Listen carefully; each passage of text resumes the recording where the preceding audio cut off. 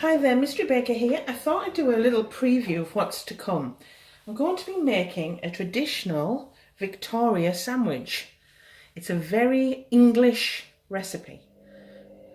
And just to give you a little bit of history on it, the Victoria sandwich was obviously a fun treat of Queen Victoria, but cakes in general go back to as far as the Renaissance.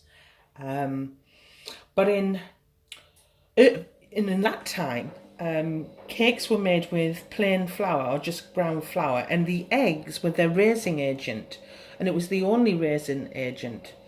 It wasn't until 1843 when Alfred Bird, who was a food manufacturer, he discovered the raising agent of baking powder as we know it today. And that really revolutionised cake making. And this is a traditional English Victoria sandwich or Victoria sponge that was good for royalty. So if it's good for royalty, it'll be good enough for us. So what you'll need, and I'll do this very briefly in advance, the entire tutorial will be uploaded soon, but in the meantime you'll need 10 ounces of the infamous self-raising flour. Thank you, Alfred Bird. You'll need 5 eggs. You'll need 10 ounces of butter or margarine and 10 ounces of caster sugar.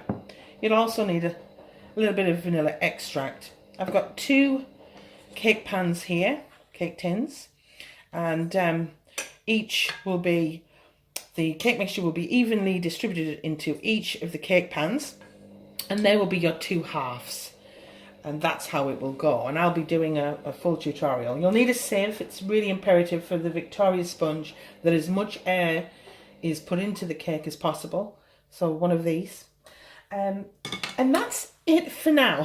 So it's a little preview of what's to come.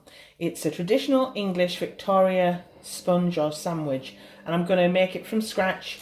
It's a step-by-step guide for beginners, and I hope you like it.